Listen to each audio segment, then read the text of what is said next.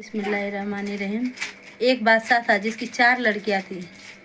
बादशाह से चारों लड़कियां बहुत प्यार करती थी और बादशाह अपनी बेटियों का बहुत ख्याल रखता था और बहुत ही देख रेख करता था। उसकी बेटी ने अपनी बेटियों को हरदम देख रेख करता था और अपने नज़र के सामने ही रखता था।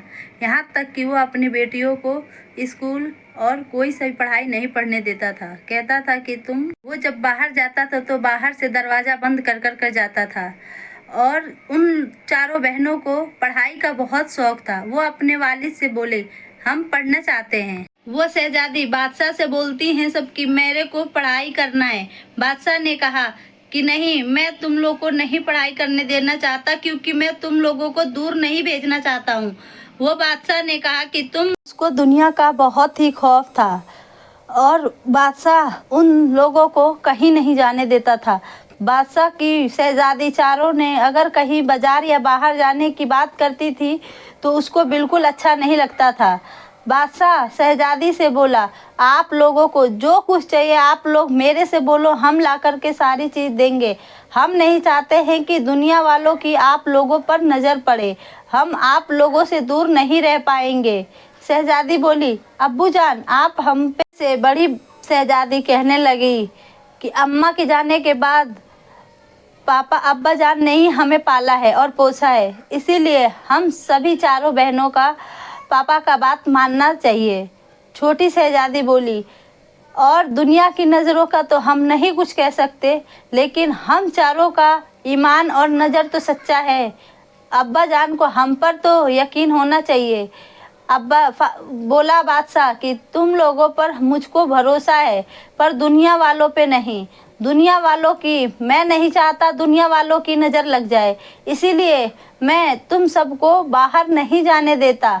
और जो कुछ भी इन लोगों को कपड़ा लत्ता जेवर जेवरात जो चीज़ भी चाहिए होता है बादशाह खुद ही ला कर देता है और कहता है, आप लोग चिंता ना करो। जब बड़ी बेटी 18 साल की हो गई तो बादशाह उसको एक कमरे में बंद कर दिया था। घंटों घंटे वो बंद रहती थी।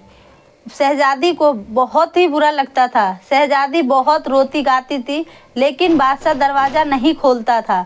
एक दिन बड़ी बेटी खिड़की के रास्ते से निकलना चाहा। बादशाह ने कहीं से देख लिया। बादशाह बहुत ही गुस्सा हुआ और उस पर बहुत ही चिल्लाया, जो कि इतना आज तक कभी गुस्सा नहीं हुआ करता था।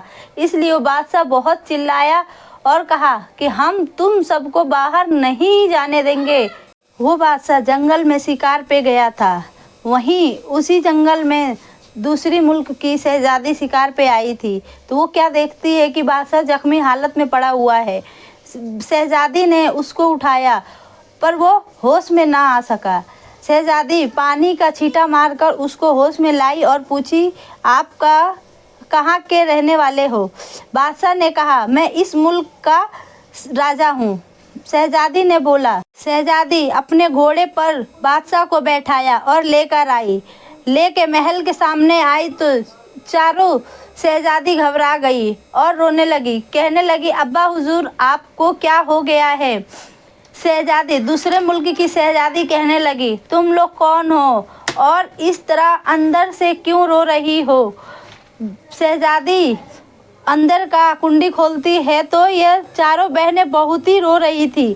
शहजादी पूछी, क्या हुआ तुम लोगों को और इस तरह क्यों हो? चारों शहजादियों ने बोला कि हमको अब्बा जान बाहर नहीं जाने देते हैं और ना ही दुनिया वालों के सामने आने देते हैं। दूसरे मुल्क की शहजादी बोली, क्यों, क्या हुआ? लड़कियों को भी आज़ादी होना ज़रूरी होता है।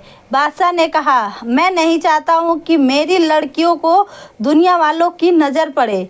बादशाह ने कहा कि मेरा बस चले तो लड़कियों को बाहर निकलना ही नहीं देना चाहिए। दूसरे मुल्क की शहजादी बोली, अगर लड़कियां बाहर ही ना जाएं तो आप बताओ बादशाह, आप बादशाह सलामत से कहती है कि अगर मैं बाहर ना निकलती तो आज आपको कौन लेकर आता? बादशाह ने कहा। बादशाह बहुत ही शर्मिंदा हुआ और दुखी हुआ। अपने किए पर बहुत ही पछता रहा था कि बेनाहक चारों बेटियों को कैद करके रखता था। बादशाह और उनकी बेटियां बहुत खुश हुई उस दूसरे मुल्क की शहजादी से। बादशाह कहने लगा कि अगर आप इजाज़त दे तो मैं आपसे निकाह कर लूँ। शहज़ादी इनकार कर दी। फिर चारों बेटियों ने बहुत ही इल्तिजा की शहज़ादी को कि आप अब्बा हुजूर से निकाह कर लीजिए। शहज़ादी चारों शहज़ादियों का बात उसने सुन लिया और कहा ठीक है, मैं अपने अब्बा हुजूर से बोलूँगी। अगर आपको रिश्ता मंजूर है तो आप लोग वहाँ पर एक बार ज़रूर आओ। बादशाह सलामत दूसरे दिन अपनी चारों बेटियों को लेकर वहाँ पहुँचा और अपना सारा वाक़या सुनाया।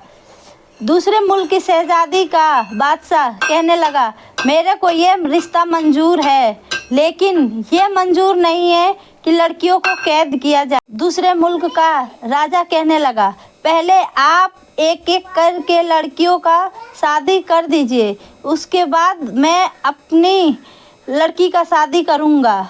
बादशाह कहने लगा, मेरे घर में इन बच्चियों का माँ का साया नहीं, इनका देख रेख और शादी का सारा जिम्मेदारी कौन उठाएगा। इसीलिए मैं आपसे यही इल्तिजा करता हूँ कि आप शहज़ादी का निकाह कर दीजिए। बादशाह भी बहुत खुश हुआ और शहज़ादी भी।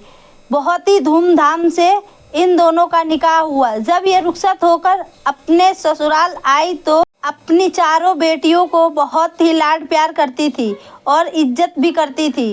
एक बड़ी वाली बेटी 18 साल की तो हो ही चुकी थी।